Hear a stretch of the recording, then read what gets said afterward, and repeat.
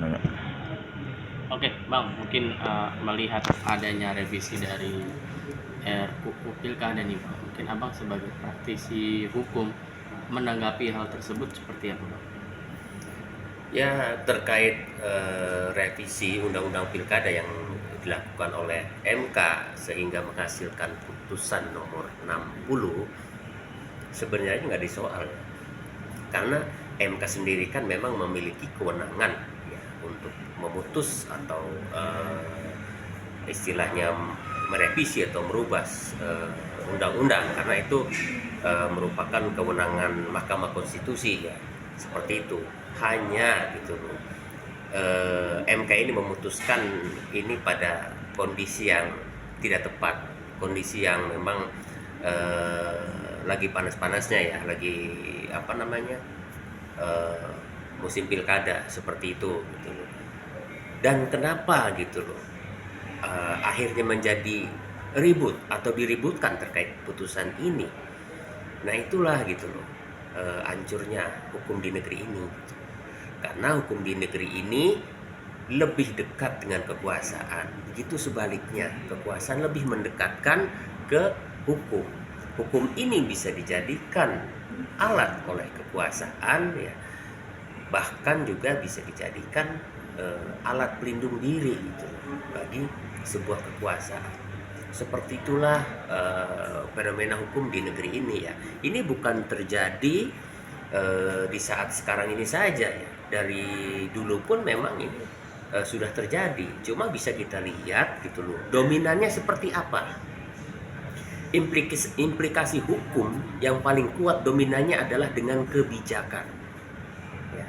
Apakah kebijakan yang dilakukan oleh penguasa ini gitu loh lebih condong memberikan kemaslahatan ya, rasa keadilan bagi masyarakat, itu kan kembali pada penilaian kita ya. Kita sangat merasakan itu bersama ya.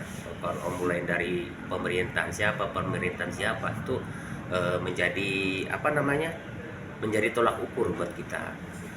Nah, terkait Mahkamah Konstitusi, memang dia kewenangannya kan memang memutus itu.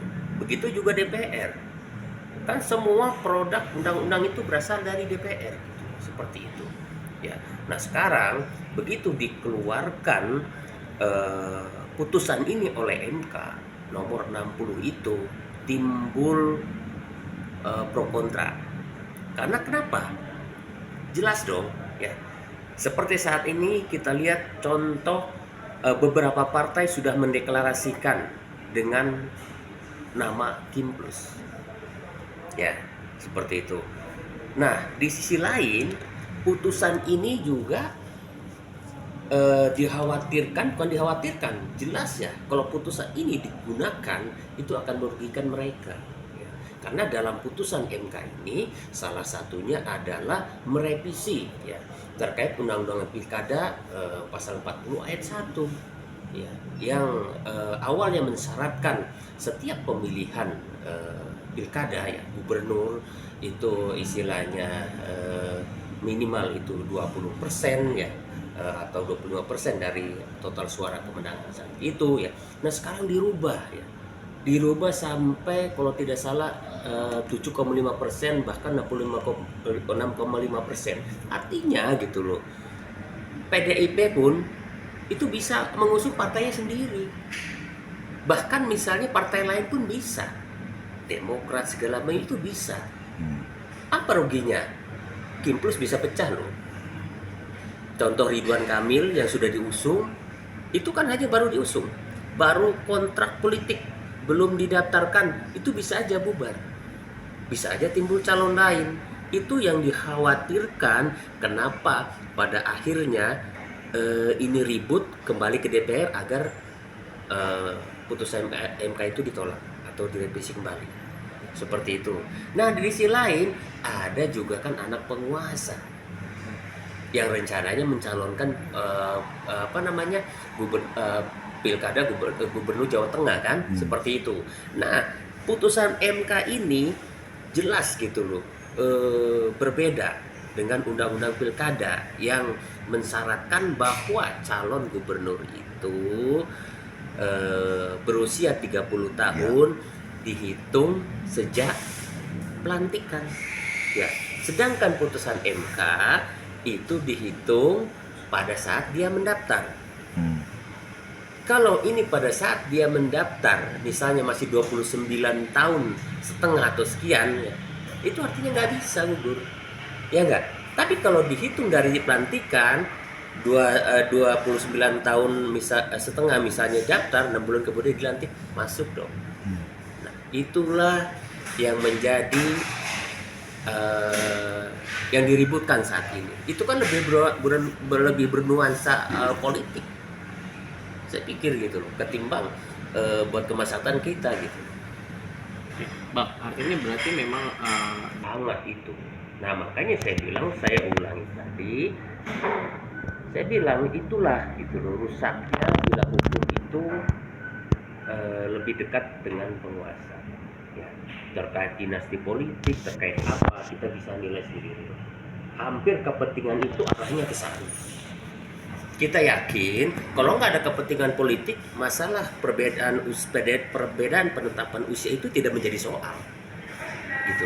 Kenapa menjadi soal? Karena ditetapkan juga pada saat momen pilkada ini berjalan.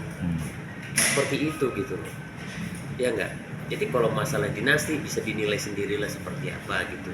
Jadi kalau diibaratkan, kayaknya di Indonesia ini orang pintar itu hanya sedikit gitu loh, paham nggak? Gitu, hanya milik para elit-elit dan penguasa gitu. Jadi tidak ada kandidat lain gitu, seperti itu gitu loh. Nah itulah yang sangat kita sayangkan ya. Jadi keadilan bagi seluruh rakyat Indonesia itu belum tercipta. Oke, Bang, terakhir mungkin artinya siapa yang berhak mempertegas hal ini? Siapa yang berhak memperingatkan hal ini supaya hukum kita tuh lebih maju, hukum kita lebih baik, dan mungkin demokrasi kita tuh lebih berjalan dengan baik dan lebih normal ke depannya, Bang? Mahkamah Konstitusi tidak ada yang salah, DPR juga ada yang salah. Yang salah itu adalah bagaimana produksi hukum itu dibuat, ya. Bagaimana aturan agar hukum itu tidak lengket dengan kekuasaan. Karena kalau hukum sudah lengket dengan kekuasaan, dampaknya adalah intervensi dan segala macam hukum saya dibeli, ya seperti itu gitu. Nah itu yang harus menjadi perhatian untuk DPR ke depan nih, selaku apa namanya, legislator, pembuat kebijakan terkait undang-undang. Nah ini harus direvisi, jangan sampai apa namanya, jadi kisruh seperti ini gitu, seperti itu. Jadi kalau seperti ini kan kedudukan MK yang mempunyai kewenangan yang jelas terkait tugas dan pokoknya akhirnya kan terkesan akan diberangus dan lemah seperti itu gitu. Kalau sampai istilahnya DPR menolak ataupun membatalkan putusan MK walaupun produknya dari DPR seperti itu. Oke, siap. Ya.